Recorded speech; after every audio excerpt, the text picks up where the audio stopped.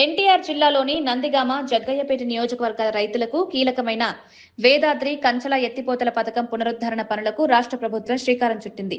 ఈ పనులకు రాష్ట్ర ఇరిగేషన్ శాఖ మంత్రి నిమ్మల రామనాయుడు శంకుస్థాపన చేశారు. ఈ కార్యక్రమంలో విజయవాడ ఎంపీ కేశినేని శివనాథ్ చిన్ని, నందిగామ ఎమ్మెల్యే తంగిరాల సౌమ్య, జగ్గయ్యపేట ఎమ్మెల్యే శ్రీరామ్ రాజగోపాల్, ఎన్టీఆర్ జిల్లా తెలుగుదేశం పార్టీ అధ్యక్షులు గద్దె అనురాధ, రాష్ట్ర ఐడీసీ డైరెక్టర్ అంకెం ఇందిరా ప్రియదర్శిని తదితరులు పాల్గొన్నారు. ఈ సందర్భంగా నాయకులు మాట్లాడుతూ సుమారు 17,000 ఎకరాల ఆయకట్టు రైతులకు ఈ ఎత్తిపోతల పథకం ద్వారా సాగునీరు అందుతుందన్నారు. గత ప్రభుత్వ హయాంలో పథకాన్ని నిర్వహించకపోవడంతో అది నిరుపయోగంగా మారిందని విమర్శించారు. కూటమి ప్రభుత్వం అధికారంలోకి వచ్చిన తర్వాత పథకాన్ని పరిశీలించి అవసరమైన నిధులు మంజూరు చేసి పునరుద్ధరణ పనులు ప్రారంభించిందని తెలిపారు. ముఖ్యులు, పెద్దలు, గౌరవనీయులు, మన జిల్లా తెలుగుదేశం పార్టీ అధ్యక్షులు గద్దె అనురాధ గారికి, అదేవిధంగా వేదికను అలంకరించినటువంటి ఇరిగేషన్ అడ్వైజర్ వెంకటేశ్వరరావు గారికి, అదేవిధంగా ఎండి మన తిరుమలరావు గారికి, అదేవిధంగా సిఈ రాంబాబు గారికి, అదేవిధంగా ఏపీ ఎస్ఐటిసి సభ్యులు అంకె ఇందిరా ప్రియదర్శిని గారికి, డిస్ట్రిబ్యూట్ కమిటీ చైర్మన్ చంద్రశేఖరరావు గారికి, అదేవిధంగా మన ప్రాజెక్ట్ కమిటీ కోట వెంకటరాబాబు గారికి, ఇంకా వేదిక మీద ఉన్నటువంటి పెద్దలకు, వేదిక ముందున్నటువంటి నా రైతు సోదరులకు అందరికీ కూడా ముందుగా నా హృదయపూర్వకమైనటువంటి నమస్కారాలు ముందుగా మీ అందరికీ కూడా తెలియజేసుకుంటూ ఉన్నా. ఈరోజు తెలుగుదేశం, జనసేన, బీజేపీ ప్రభుత్వం వచ్చిన తర్వాత ఒక రైతు ప్రభుత్వంగా, ఒక రైతు పక్షపాత ప్రభుత్వంగా ఈరోజు ఈ 2 ఏళ్లలో పనిచేస్తున్న విషయాన్ని ఈ సందర్భంగా గుర్తు చేస్తూ ఉన్నా. ఎందుకంటే ఇప్పుడే మనకు ముందు మాట్లాడినటువంటి పెద్దలు, మనకు ముందు మాట్లాడినటువంటి వక్తలు అందరూ కూడా చెప్పడం జరిగింది. గత 5 సంవత్సరాల వైసీపీ పాలనలో వాళ్ళ చేసినటువంటి పాపాలన్నీ కూడా నేడు ఇరిగేషన్ రంగానికి శాపాలుగా మారినటువంటి పరిస్థితి.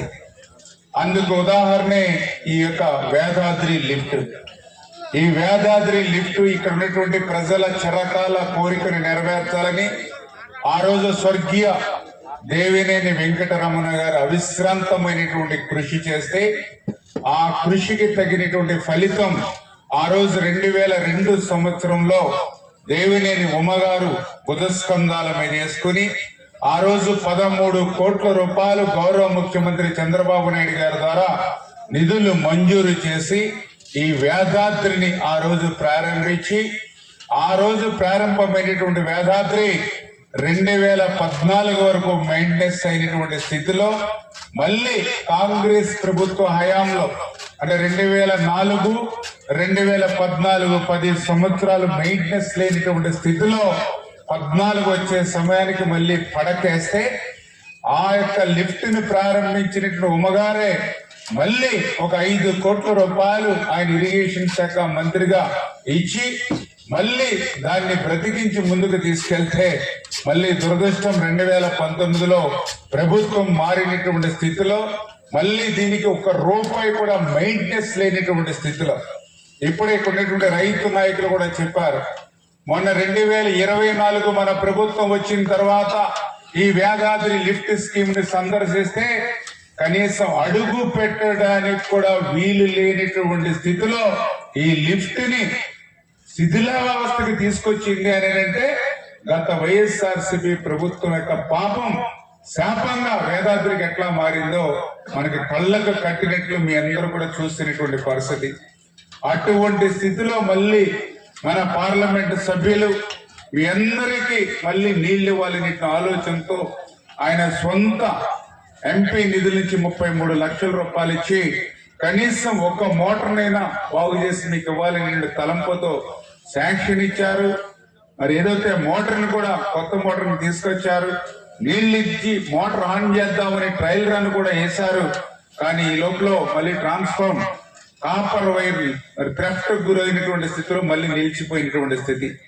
ఈ రకంగా అడుగడుగునా కూడా ఇటువంటి అవాంతరాలను ఎదుర్కొనేటువంటి వేదాంతికి ఒక శాశ్వతమైనటువంటి పరిష్కారం ఇవ్వాలనేటువంటి ఆలోచనతో ఈ కూటమి ప్రభుత్వం ఏదైతే దీనికి సంబంధించినటువంటి 4 మోటార్లలో 3 మోటార్లు మళ్ళీ కొత్త మోటార్లు ఏర్పాటు చేయడం కానీ, వీటికి ఉన్నటువంటి పంపులన్నీ కూడా కొత్తవి పునర్నిర్మాణం చేయడం కానీ, అదేవిధంగా వీటికి సంబంధించినటువంటి ప్యానల్ బోర్డ్స్ అస్తవ్యస్తంగా పనిచేయనటువంటి స్థితులు ఏవైతే ఉన్నాయో ఆ ప్యానల్ బోర్డ్స్ ను కూడా మళ్ళీ కొత్త బోర్డ్స్ ని మళ్ళీ కొత్త బిల్డింగ్ లోకి దాన్ని షిఫ్ట్ చేసి మరి మళ్ళీ ఈ యొక్క వేదాంతి లిఫ్ట్ స్కీము ఈ రోజనే కాదు, ఈ 15 కోట్ల రూపాయలతో పునర్నిర్మాణం చేసి వదిలేయడం కాదు, రేపు రాబోయేటువంటి 10 సంవత్సరాలు కూడా దీన్ని ప్రభుత్వం మెయింటెనెన్స్ చేసి ఈ వేదాంతి ద్వారా ఈ చుట్టుపక్కల పరిసర ప్రాంత ప్రజలందరికీ కూడా సాగునీరు త్రాగునివ్వాలనేది ఈ యొక్క ప్రభుత్వం ఆలోచన అనే విషయాన్ని కూడా ఈ సందర్భంగా తెలియజేసుకుంటూ ఈ రకంగా లిఫ్ట్లు ఇప్పుడు వేదాంతి లిఫ్ట్ అనే కాదు, ఈ రోజు ఈ వేదిక మీద నేను కూర్చున్నటువంటి ఈ కొద్దిపాటి సమయంలోనే మన శాసనసభ్యులు ఇటు సౌమ్య గారు గాని అటు తాతయ్య గారు గాని అదేవిధంగా చిన్ని గారు గాని నాకు రిప్రజెంటేషన్స్, అదేవిధంగా ఇక్కడ రైతాంగం నుంచి కూడా అనేకమైనటువంటి రిప్రజెంటేషన్స్ రావడం జరిగింది.